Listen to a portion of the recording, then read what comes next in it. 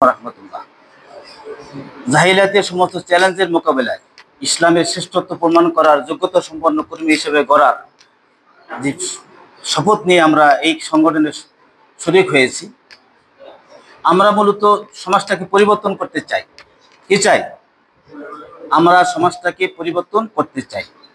সাফল্যের শর্তাবলী বইতে যে কথা বলা আছে, আমরা এমন এক সমাজটা এরকম ভালো মানুষের অভাব, যারা আছে তারা দুর্বল।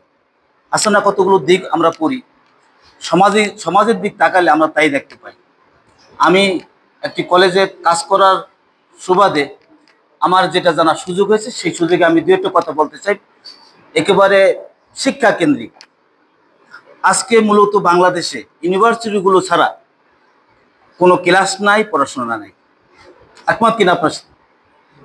200-250 ছাত্র ভর্তি হয়, 5 জনও ক্লাস করে না। করে কিনা? করে না। শিক্ষা একেবারে ধ্বংসের দ্বার প্রান্তে পৌঁছে গেছে। এখন আমাদের স্লোগান কি? আমাদের স্লোগান হলো, আমরা যারা ছাত্র শিবির করি, এই অবস্থার আমরা পরিবর্তন করতে চাই। আমরা শপথে নিয়েছি সমাজকে পরিবর্তন করার, সমাজকে পরিবর্তন করার। আমরা আমরা আমরা আমাদের ইমানের পরিবর্তন করব, নৈতিকতা পরিবর্তন করব, সমাজের পরিবর্তন করব, সর্বপর্যায়ে টোটালি পরিবর্তন করব। এখন ছাত্র শিবিরের মাদারীপুর জেলা শাখার দায়িত্বশীল এবং আমাদের জনশক্তিকে একটি মৌলিক পরিবর্তন শপথ নিতে হবে। সেটা হলো যে আমরা আমরা কোনো প্রতিষ্ঠানের আমার ছাত্র, প্রতিষ্ঠানগুলো যাতে ক্লাস হয়, এই ক্লাসের পরিবর্তনের শপথ মাদারীপুর জেলা ছাত্র শিবিরকে নিতে হবে। নাজিমউদ্দিন কলেজ ক্লাস হতে হবে, প্রিন্সিপালকে বলবো ক্লাস হতে হবে। অ্যাকাউন্টিং ডিপার্টমেন্ট, পলিটিক্যাল ডিপার্টমেন্ট, সায়েন্সের যেই ডিপার্টমেন্টই আছে, একজন কর্মী থাকলেও আমাদের আছে। একজন কর্মীও সেখানে দায়িত্ব নিয়ে প্রিন্সিপালকে বলতে হবে ক্লাস রেগুলার হতে হবে, ছাত্রীর ক্লাসে রেগুলার যেতে হবে, আমাদের ক্লাসের রুটিন আমাদের সামনে দিতে হবে। এই পরিবর্তন যদি ছাত্র শিবির না করে, পরিবর্তন সমাজ হবে না। কারণ ছাত্র শিবিরই হচ্ছে সমাজকে পরিবর্তন করার একমাত্র সংগঠন ছাত্র অঙ্গনে। এবং ইতিমধ্যে ছাত্র শিবির সর্ব স্তরে এই পরিবর্তন দেখিয়েছে। আমি মাদারীপুরে আঙ্গিয়ে কথা বলতে চাই যে ছাত্র শিবিরকে এই পরিবর্তনটা নেওয়ার জন্য শপথ দিতে হবে এবং ছাত্র শিবিরের সদস্য বৈঠকে, ছাত্রী বৈঠকে, থানা শাখায়, ইউনিট শাখায়, সর্বস্তরে এই স্লোগান নিতে হবে। যদি ছাত্ররা ক্লাস করে, আমরা দাওয়াতি কাজ করার জনশক্তি পাবো, নাকি নাইলে কোথায় পাবো? এক নম্বর ক্যারিয়ার বিল্ড আপের 1 নম্বর যেটা পরিবর্তন হলো, সেটা হলো আমাদেরকে সর্বপর্যায়ে, আজকে মাদ্রাসাগুলো তো ক্লাস হয় না, আলেম ফাজেলে কোনো ক্লাস হয় না। ভাই বলেন, যারা আলেমের ছাত্র আছে কোনো ক্লাস হয় না।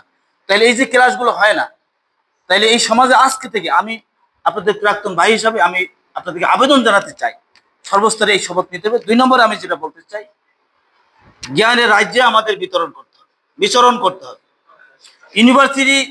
ইউনিভার্সিটি পড়লেই স্বর্গে যাওয়া যাবে, ইউনিভার্সিটি পড়লেই আমাদের সবকিছু হয়, বিষয়টা এরকম নয়। এই যে বিসিএস এর 44তম রেজাল্ট বের হয়েছে, দেখছেন? এখানে অনেক কলেজের ছেলেরা আপনার ক্যাডারে ঢুকছে, রাজশাহী কলেজ। আমরা যদি এই আমি মাদারীপুর আগে কথা বলছি, আমরা মাদারীপুরের যদি সিদ্ধান্ত নেই নাজিমউদ্দিন কলেজে পড়াশোনার মতো পড়াশোনা হতে হবে এবং এই কলেজ থেকেই যাতে ক্যাডার ভিত্তিকে বিশেষ ক্যাডারে ভালো রেজাল্ট করতে পারে, সেই চেষ্টাটা আমাদের করতে হবে। তাহলে কি করতে হবে? ছাত্র শিবিরে সেই উদ্যোগটা নিতে হবে। যদি ক্লাস রেগুলার করি, উদ্যোগটা নিতে হবে। জ্ঞানের রাজ্যে আমাদের বিচরণ করতে হবে। 3 নম্বরে আমি যে কথাটা বলতে চাই, আমরাও পড়াশোনা ভুলে গেছি, আমরা টেবিলে বসি না।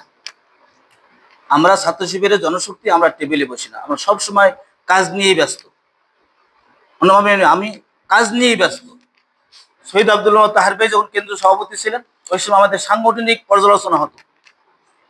এক কর্মী যখন তার কাছে আসছে, তাকে বলা হয়েছে যে এখন থেকে তুমি সব কাজ বেশি করবা। সাংগঠনিক বৈঠকে আমি একটু সংক্ষিপ্তভাবে বলতে চাই, তখন দেখা গেল তারা 6 ঘন্টা ঘুমাতে বলছে, 8 ঘন্টা পড়াশোনা করতে বলছে, তারপরে খেলাধুলার কথা বলতে বলছে, তারপর দেখা যায় তার সময় থেকে যায়। এই সময়টা কি করি আমরা সময়টাকে অপচয় করি। কি করি? সময়টাকে আমরা অপচয় করি। এই সময়টাকে আমরা অপচয় করব না। আমরা আমাদের দায়িত্ব শুরু আমরা শিখাচ্ছি, আমরা মুসলিমরা সবসময় কি অগ্রগতি চিন্তা করি, আগে যাওয়ার চিন্তা করি। এখন আমরা যদি পশ্চাৎ দিকে যাই, সত্যিকার মুসলমান হতে পারবো? এই জন্য আমি আমাদের জনশক্তিকে বলবো, এই মাদারপুরে বসেই যদি আমরা প্রথম ভোটটির সাথে